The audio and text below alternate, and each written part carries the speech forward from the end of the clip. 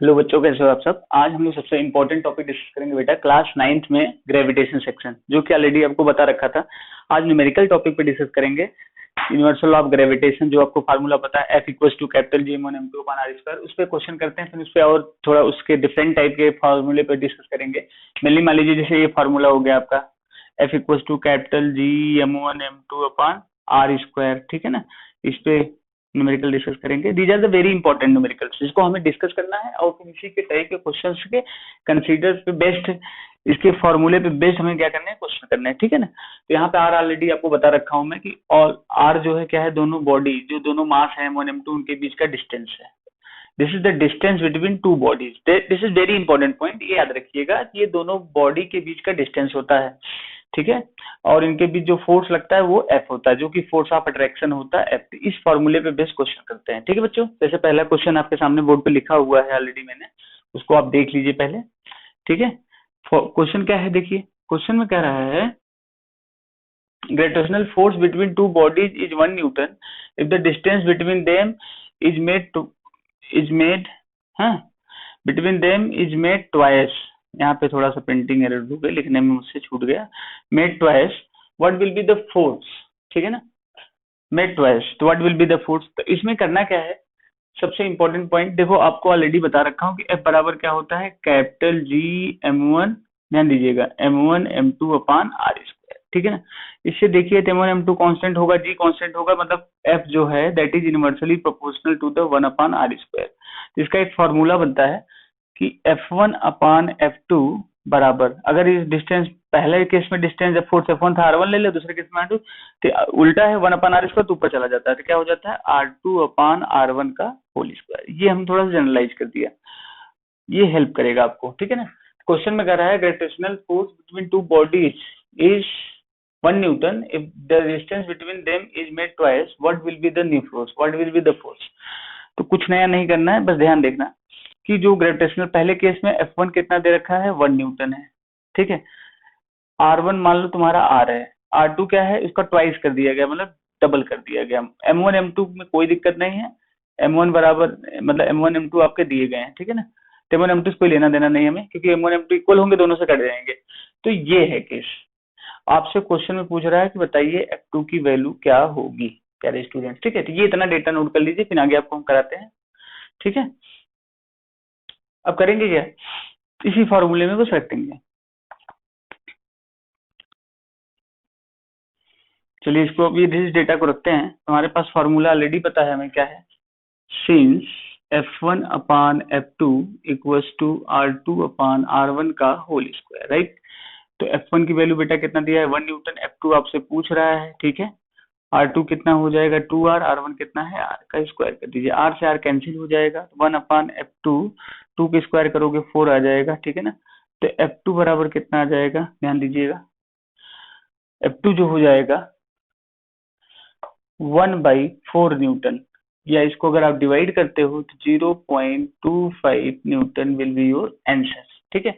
अच्छा ऑलरेडी ये बता भी रखा हूं मैं कि डिस्टेंस बढ़ने से, दो बॉडी के बीच का डिस्टेंस बढ़ेगा तो उनके बीच जो ग्रेविटेशनल फोर्स एक्ट करता है वो वैल्यू घटती है। क्यों, क्योंकि जो फोर्स होता है वो inversely proportional to square of distance होता है, समझ रहे हैं ना। जितना आप पास रहेंगे दोनों बॉडी, उतना उनके बीच force of attraction, gravitational force of attraction ज्यादा लगेगा। जैसे जैसे दूर होते जाएंगे, इससे प्रूव भी हो रहा है कि डिस्टेंस के बढ़ने से फोर्स वैल्यू घट जाती है, ठीक है प्यारे स्टूडेंट्स। इसको अच्छे से आप नोट कर लीजिए पहले।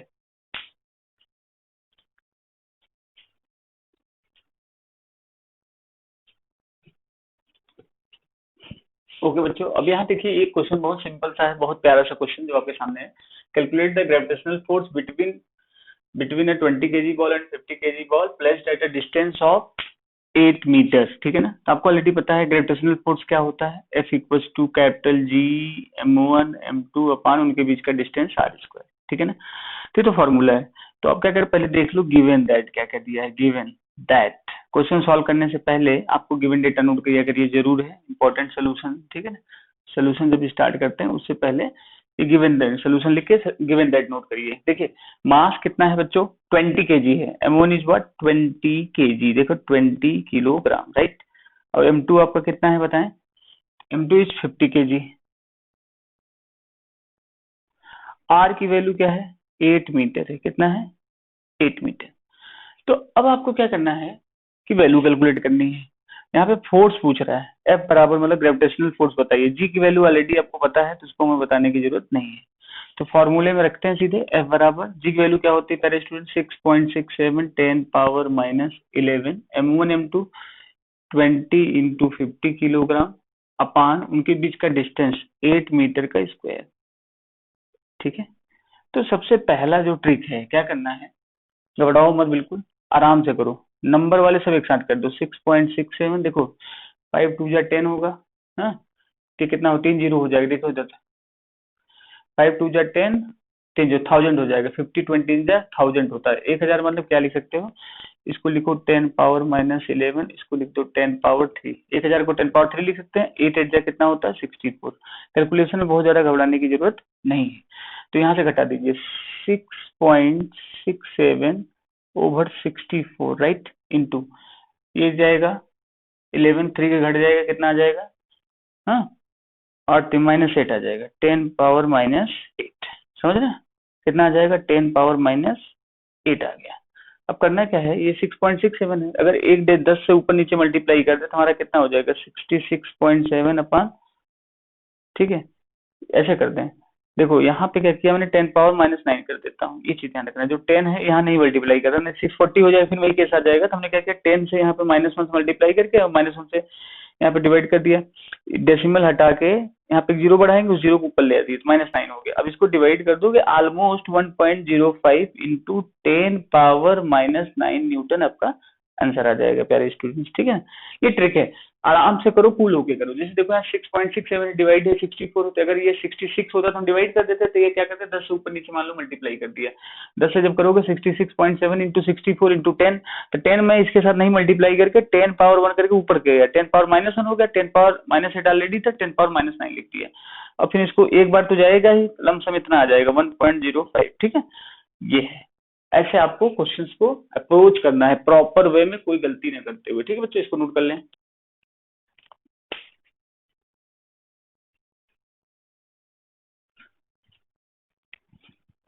ओके बच्चों, नेक्स्ट क्वेश्चन देखो, this is very important question जो आपको करने हैं, बहुत प्यारा क्वेश्चन है। Calculate the gravitational force between a 10 kg ball and a 20 kg ball place at a separation of 5 metre. बेटा वही है, सोल्यूशन स्टार्ट करने से पहले आप क्या करिए, पहले गिवन दैट लिख लीजिए, क्या क्या दिया है सोल्यूशन में, लिखिए गिवन दैट, गिवन दैट। देखो न्यूमेरिकल सॉल्विंग अप्रोच आपकी बहुत अच्छी होनी चाहिए, आराम से करिए, कूल होके करिए। दो बॉडी है, उनके मास दिए हैं, चलो हम लिख लेंगे। m1 है कितना आपका 10 kg, ठीक है, m2 कितना है 20 kg, उनके बीच का जो डिस्टेंस है that is r, that is 5 metre. और g की वैल्यू आपको पता है, कैपिटल जी दिया रहता है, कांस्टेंट है बट इसको लर्न करने ज्यादा सही है, 10⁻−11 न्यूटन, देखो क्या होगा न्यूटन मीटर स्क्वायर पर किलोग्राम स्क्वायर। ठीक है ना, तो आपको फाइंड आउट क्या करना है, we have to just calculate gravitational force F. तो करना क्या है, वही फॉर्मूला हमारे पास रेडीमेड है, जी m1 m2 अपान r स्क्वायर। ठीक है बच्चों, आराम से रखो, 6.67 10⁻−11 10 इंटू 20 अपान, यहाँ देखिए डिस्टेंस है 5 मीटर, तो 5 का स्क्वायर कर दीजिए। अब इसको अगर आप सॉल्व करते हो, ज्यादा कुछ सोचना नहीं, 200 हो जाएगा। देखिए 6.67 इंटू, ये अगर हम यहाँ से जीरो हटा देते हैं, 200 कर दे मान लीजिए, बाई द वे अगर मैं क्या करूँ 200 हो जाएगा, दो जीरो इसमें से घटा दूं तो हमारे पास कितना होगा 2 इंटू 10⁻−9 ओवर क्या हो जाएगा 25। ठीक, अब इसको सॉल्व करना है, सपोज करिए, अब आपको समझ नहीं आ रहा तो क्या करें, या तो ये कर दो पहले, देखो करना क्या है, पहले 2 से मल्टीप्लाई करो इसको, 2 7 जा 14 कैरी 1, 2 6 जा 12 13 कैरी 1, 2 6 जा 12 1 13, तो ये आ गया 13.34 ओवर 25।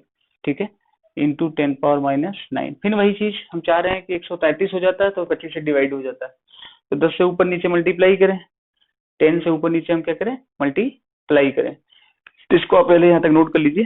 ठीक है, अब करेंगे क्या, यही ऊपर सॉल्व कर दे रहे, ध्यान दीजिएगा। तो अगर हम 10 से ऊपर नीचे करें तो 135, ये क्या हो जाएगा, एफ बराबर हो जाएगा 133.4 ओवर 250 हो जाएगा, 250 मतलब इंटू हम 10 ऐसे रख रहे हैं, ध्यान देना 10 का पावर 1 होता है, इंटू 10⁻−9 ऑलरेडी है, तो एफ बराबर क्या करें, 133.4 अपॉन 25 कर दें, इसको ऊपर ले जाए तो क्या हो जाएगा 10⁻⁹ इंटू 10⁻⁻1। तो आप ये कर सकते हो 25 100 का 100, 25 बन जाए 125, मतलब 5 पॉइंट लमसम आ जाएगा 5.3, और ये देखो -9 कितना हो जाएगा -10 न्यूटन। बच्चा तो ये आसानी से आंसर आ गया आपका। कैलकुलेशन करते समय सावधानी ध्यान रखें, जैसे यहाँ पे 10⁻1 ऊपर जाएगा माइनस होगा तो सेम बेस होने पावर ऐड हो जाते हैं, मैंने ऑलरेडी पर रखा है तो ये आपका हो गया। ठीक है, दिस इज द कॉन्सेप्ट। ये आप इसको अच्छे से क्वेश्चन को नोट कर लीजिए। ठीक है बच्चे, आंसर नोट करिए।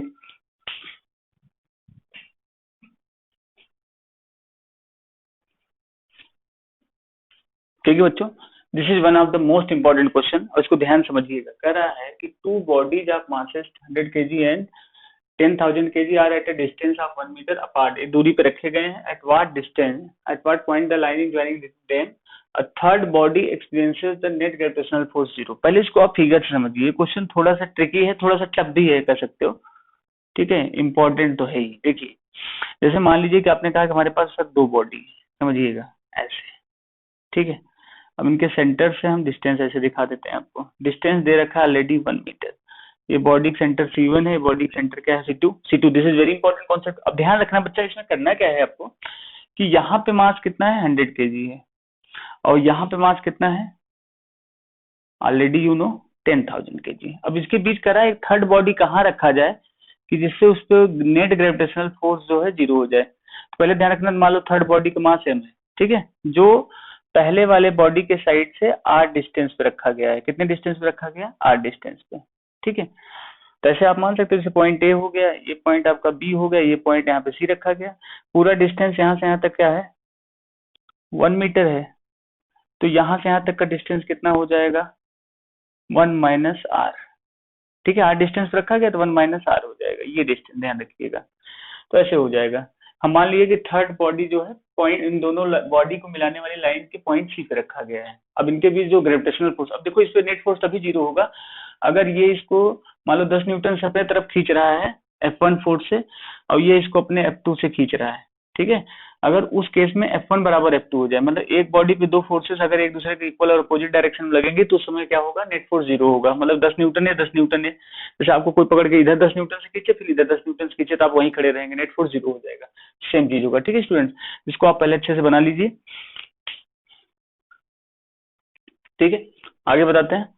अब करना क्या है कि दोनों फोर्स, नेट फोर्स तभी 0 होगा इफ F1 बराबर F2। हाँ, नेट ग्रेविटेशनल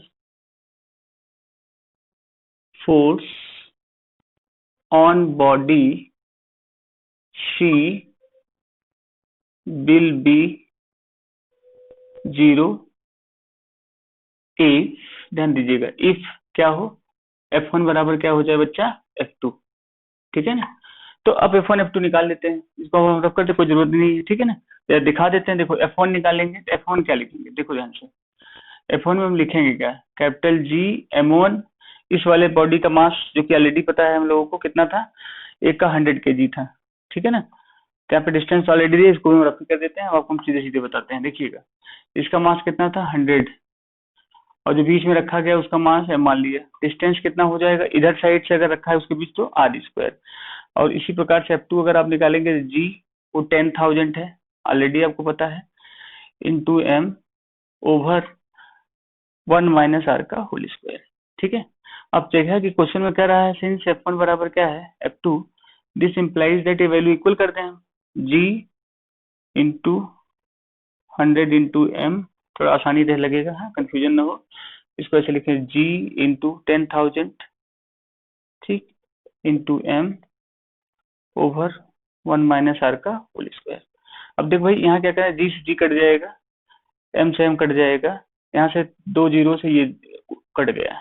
ठीक है ना, तो सिंप्लीफाई करके अगर देखा जाए तो कितना बचा इधर 1/r² इक्वल्स टू, यहाँ कितना बच रहा है 100/1 - r का होल स्क्वायर। ठीक है स्टूडेंट्स, यहाँ तक पहले आप अच्छे से नोट कर लो बच्चों। या इसको तो आप चाहें तो ऐसे भी कर सकते हो, आप कहोगे सर ऐसा है, इसको ऐसे कर दीजिए, क्रॉस मल्टीप्लाई कर दें, या तो इसको ले लें। अब आप सिंप्लीफाई कर सकते हो, यहाँ पे हम चाहे तो ऐसे लिख सकते हैं 1 - इसको क्रॉस मल्टीप्लाई कर दें 1 - r/r का होल स्क्वायर। देखो दोनों का स्क्वायर था, तो ये दोनों का स्क्वायर बराबर क्या हो जाएगा 100। दिस इम्प्लाइज दैट जब स्क्वायर हटेगा तो 1 माइनस आर अपन आर बराबर क्या हो जाएगा रूट का 100। 100 कितना आ जाएगा 10 आ जाएगा। ठीक है ना बच्चे, यहाँ तक आ जाएगा 10। अब इसको सिंप्लीफाई कर लेते हैं, यहाँ तक नोट कर लीजिए अच्छे से। अब क्या करेंगे, क्रॉस मल्टीप्लाई करते हैं। तो देखो 1 माइनस आर अपान आर बराबर 10 है, तो क्रॉस मल्टीप्लाई करो 1 माइनस आर बराबर क्या हो जाएगा 10 आर। तो 1 बराबर माइनस आर इधर आके क्या हो जाएगा 10 आर प्लस आर, मतलब कितना आ जाएगा 11 आर। तो आर की वैल्यू कितनी हो जाएगी 1/11 मीटर। मतलब at a distance of 1/11 metre gravitational force जो बॉडी सी है, जो दोनों बॉडी के बीच में रखा गया है, वो क्या करेगा 0 ग्रेविटेशनल फोर्स एक्सपीरियंस करेगा at a distance of 1/11 metre. ठीक है, तो ये आपका आंसर हो गया। अच्छा, इसको नोट कर लीजिए अच्छे से।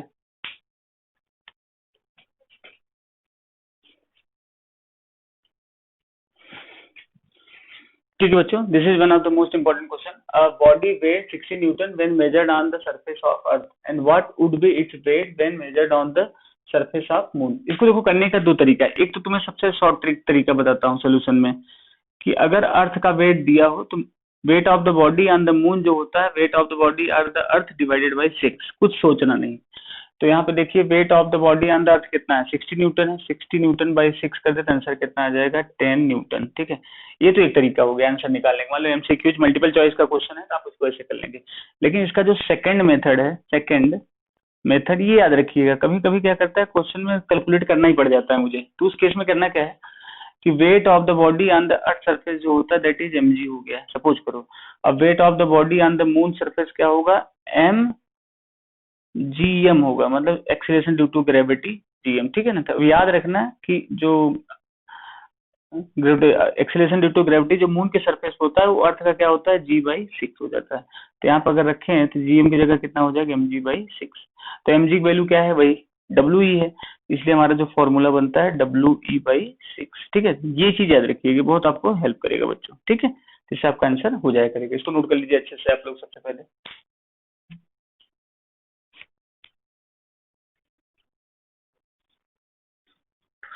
ठीक है बच्चों, अब ये क्वेश्चन देखिए जैसे दिया है, what will be the acceleration due to gravity at a planet whose mass is 8 times of the mass of the earth and whose radius is twice that of earth। ठीक है ना, तो पहले तो ये देखो कि acceleration due to gravity earth पे क्या होती है, acceleration due to gravity at earth. ठीक है, at the earth, at the earth, ये ऑलरेडी आपको बता रखा हूँ। अर्थ पे ग्रेविटी जो होती है जी बराबर क्या होती है G capital G mass of earth upon radius of square. ठीक है, रेडियस ऑफ अर्थ का स्क्वायर, इसको आप मान लीजिएगा equation first. And at planet, planet के लिए मानता हूं मैं जी डैश मान लिया, वहां पे जी रहेगा mass of planet upon radius of planet का स्क्वायर। ये मान लीजिए इक्वेशन नंबर सेकंड। सबसे पहले ये काम करिए, तो नोट करिए जल्दी बच्चों इसको।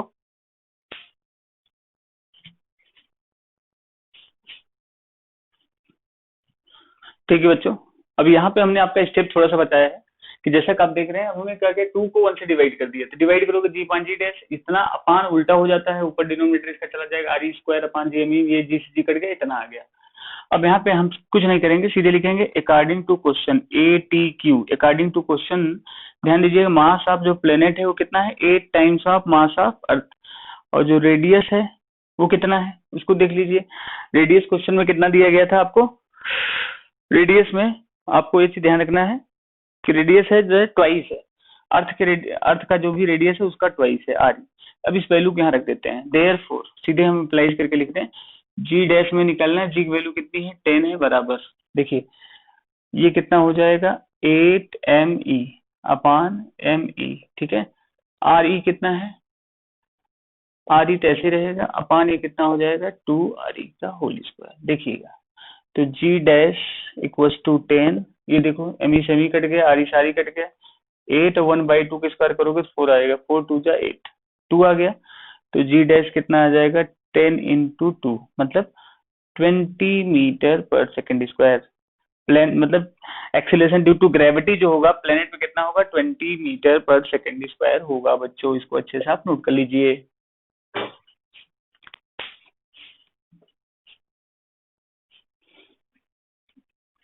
ठीक है बच्चों, ये बहुत अच्छा क्वेश्चन है।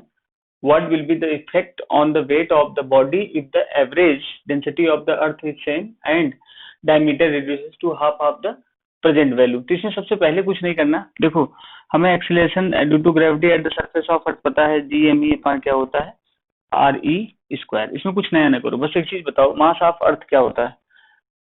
मास ऑफ अर्थ बराबर क्या होगा, volume of earth into density. Earth कैसा होता है, स्फेयर होता है, तो स्फेयर का वॉल्यूम कितना होता है, 4/3 पाई RE³ इंटू रो। ठीक है, ये होता है। तो आप करेंगे क्या, देयर फोर, कुछ नया ना करिए, बस सीधा सीधा लिखिए, देयर फोर जी बराबर क्या होगा, जी इंटू ई वैल्यू रख दीजिए, 4/3 पाई R³ रो, ओके, अपान RE²। ये इससे कैंसिल हो गया बेटा, तो स्मॉल जी कितना आ गया, 4/3 पाई RE⁴ ये आ गया। ठीक है, अब अकॉर्डिंग टू क्वेश्चन देखते हैं।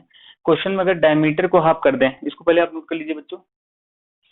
ठीक है, हो गया नोट। अब आगे देखो, एक क्वेश्चन के हिसाब से अगर डायमीटर को हाफ करते हैं, इफ डायमीटर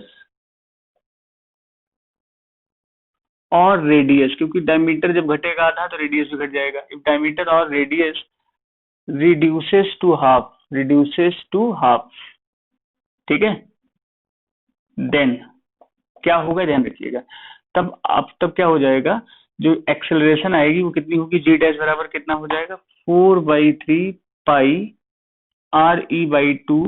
ध्यान देना, this is very important, RE/2 रो जी। तो जो इनिशियल वैल्यू थी उसका हाफ हो गया, मतलब जो जी डैश है वो कितना हो गया, G/2 हो गया। तो वेट भी क्या होगा, आधा हो जाएगा। ठीक है, इसको नोट कर लीजिए। इसके लिए अब जैसे मान लीजिए कि ये वैल्यू पूरी, अगर हम आप ऐसे इसको समझिएगा, थोड़ा सा डायरेक्ट कर दिए, 1/2 को बाहर ले लें और ऐसे लिखे 4/3 पाई RE⁴ लिखे हम इस चीज को, जिसका मतलब ये इनिशियल का आधा हो गया, तो G/2 आ गया।